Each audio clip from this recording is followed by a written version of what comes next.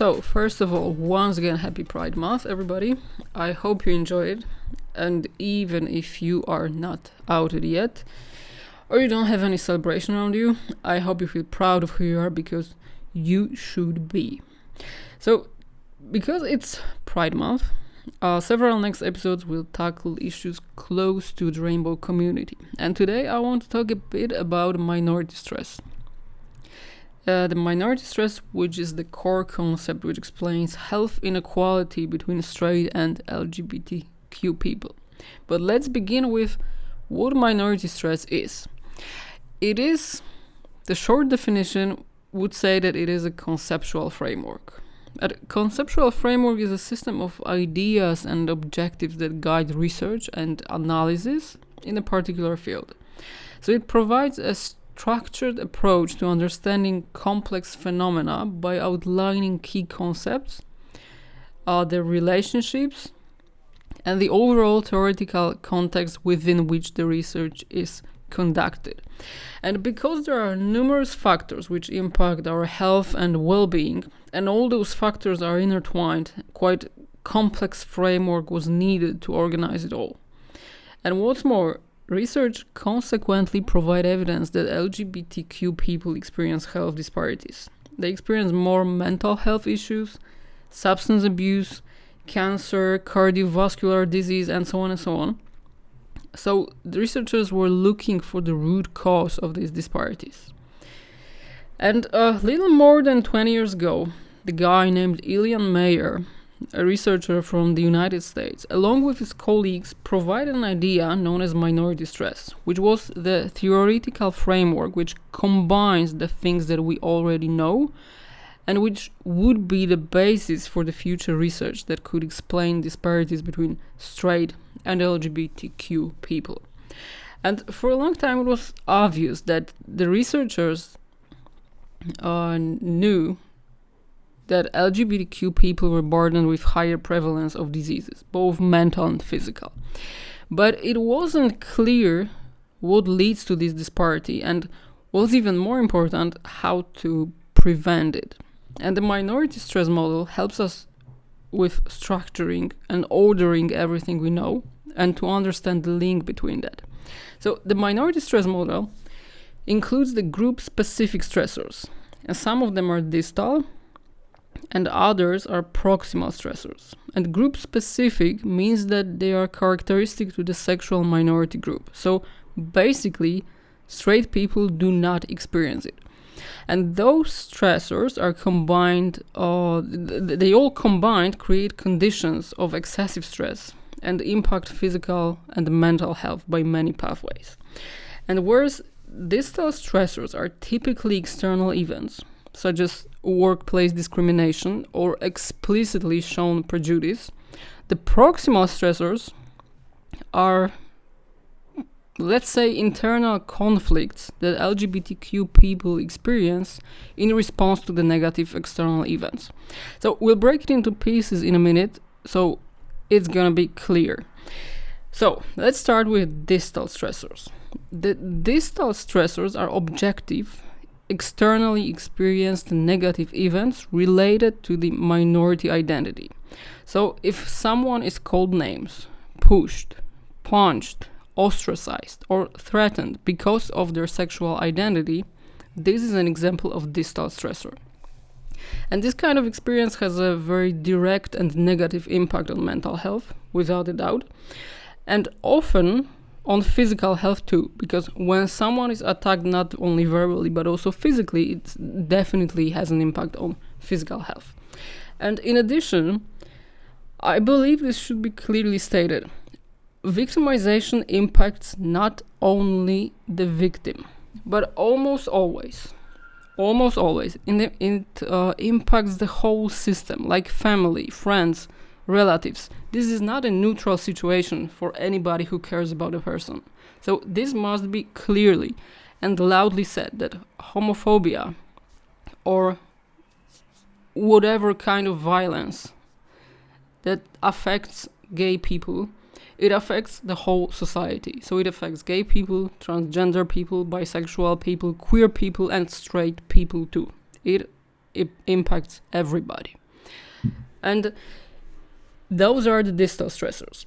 But in addition to the distal stressors, LGBTQ people experience proximal ones. And proximal stressors are located inside of a person. So they are not objectively present. We cannot see them. We cannot measure them. But they are rather felt or experienced by the person individually. So the proximal stressors include concealment of one's minority identity. So someone is hiding that they are gay or bisexual. It includes also internalized homophobia or internalized transphobia, and I'll explain it in a minute. And it also includes the vigilance or anxiety about prejudice, such as, for example, anticipated rejection. And let's start with the vigilance and anxiety about prejudice.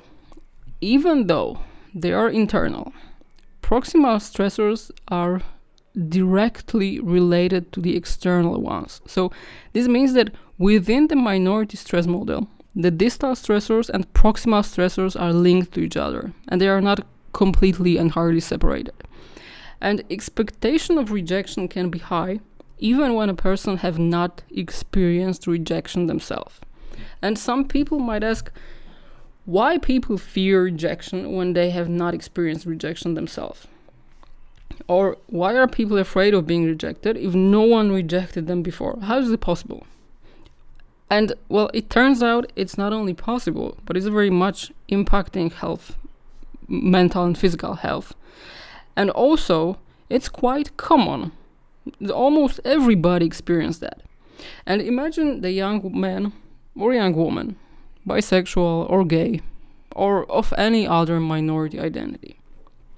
If this person reads news about gay people being obnoxious, disgusting, if this person reads comments on social media, listening to politicians saying that LGBTQ people are disgusting and they should be cured, and so on and so on and so on, this young person finds out and learns that this is the general opinion about gay people.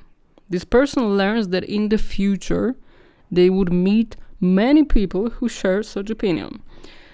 And the problem is that when a person is coming out, when a gay person is coming out, well, they can never be sure what kind of reaction they would get to their coming out. Well, unless the person who they come out to is explicitly saying that it is okay to be gay.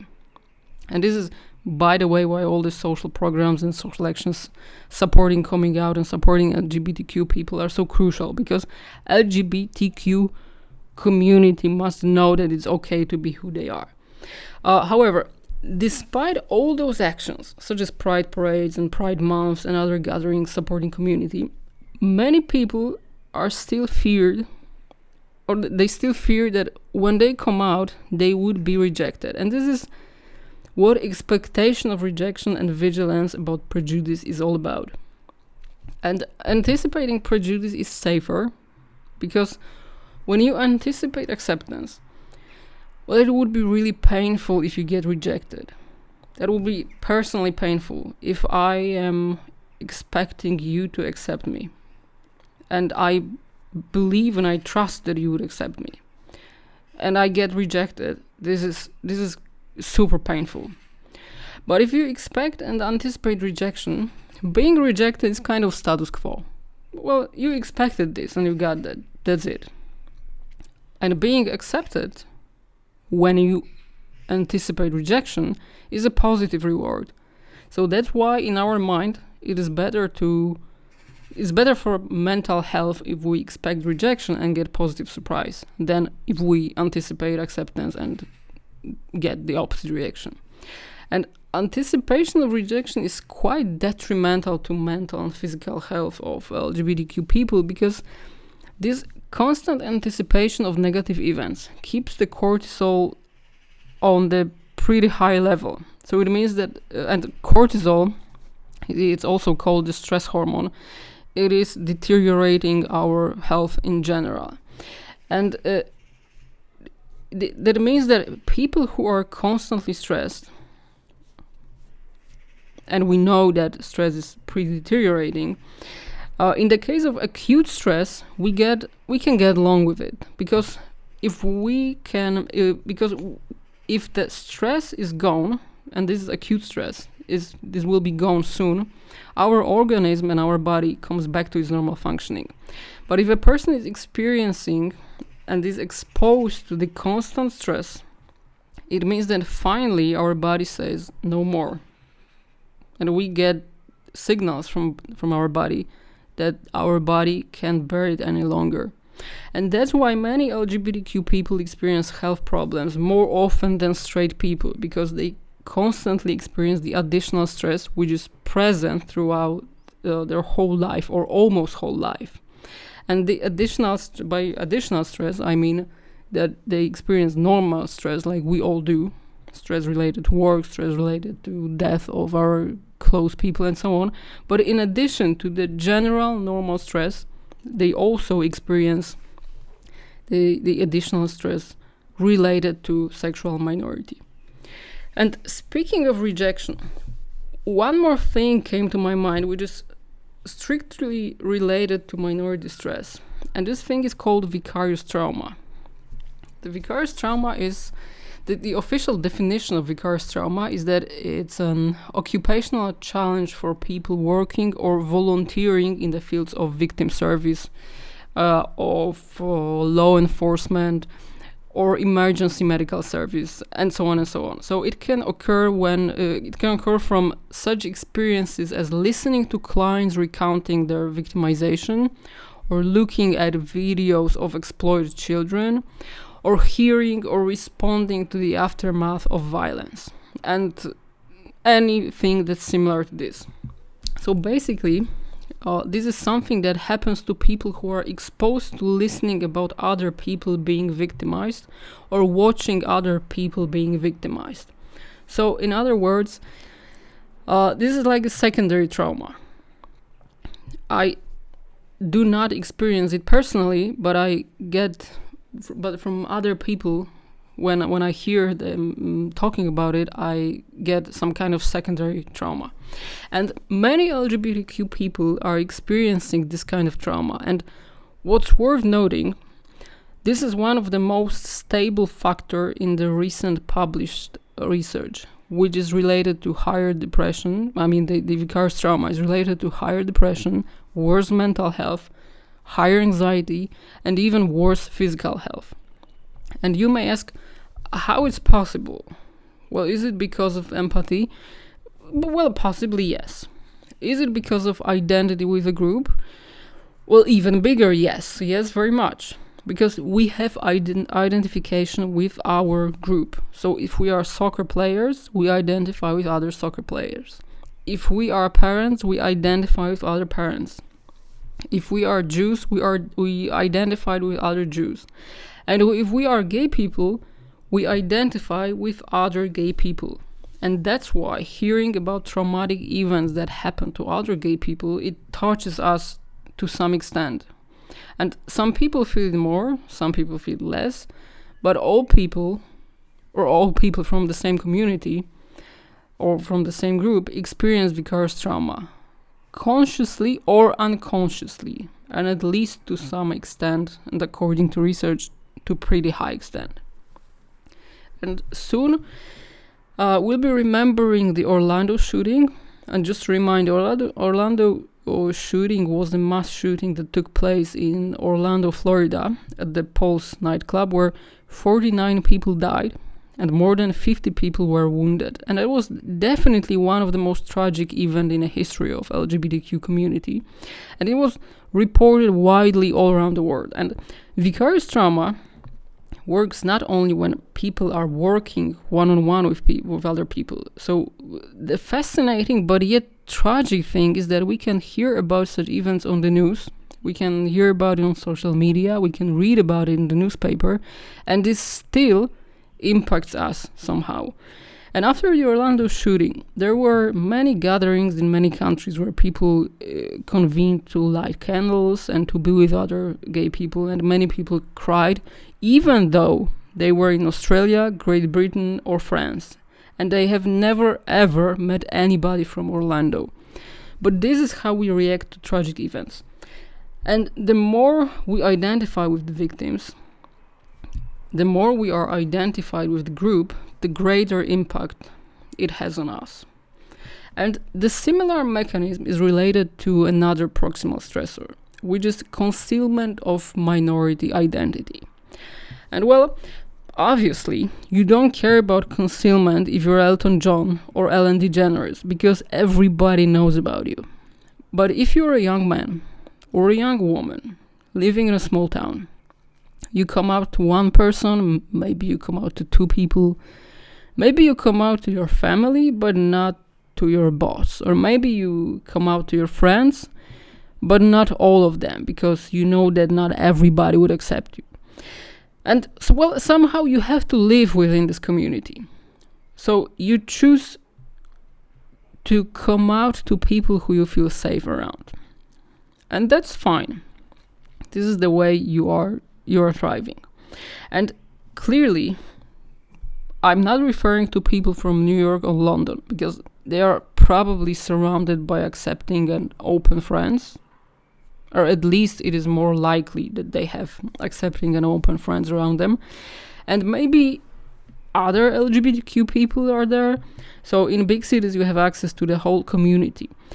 But I'm thinking more about people who are living in a small town and they are still think that they are the only gay in the village. And those people don't have so many supporting friends around them. They don't have other gay people around them.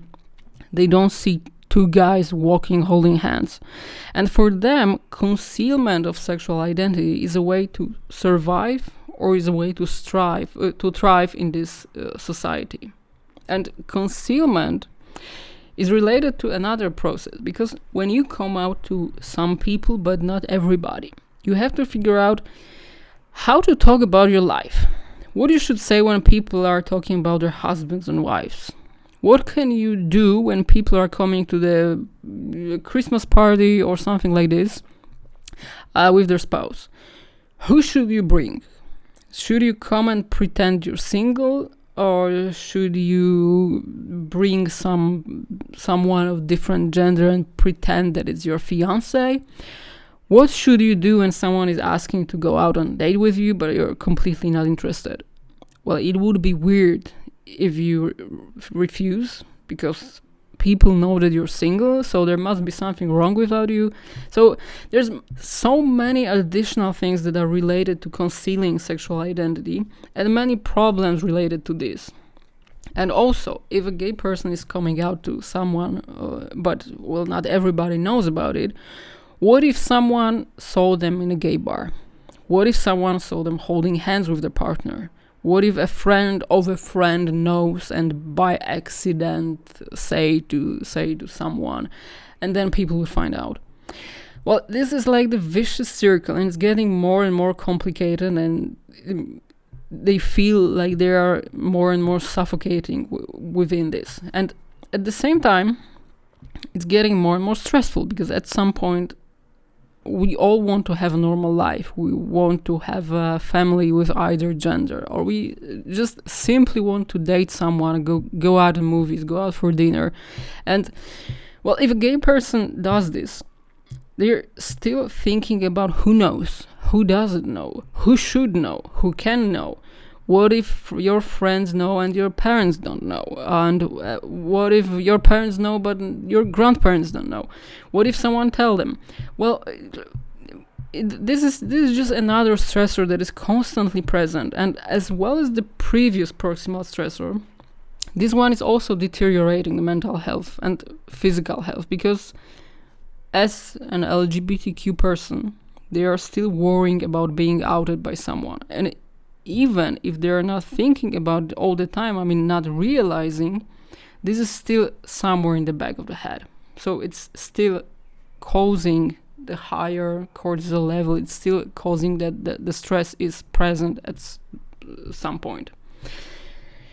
Well, and the final element of minority stress is the factor which is called internalized homophobia.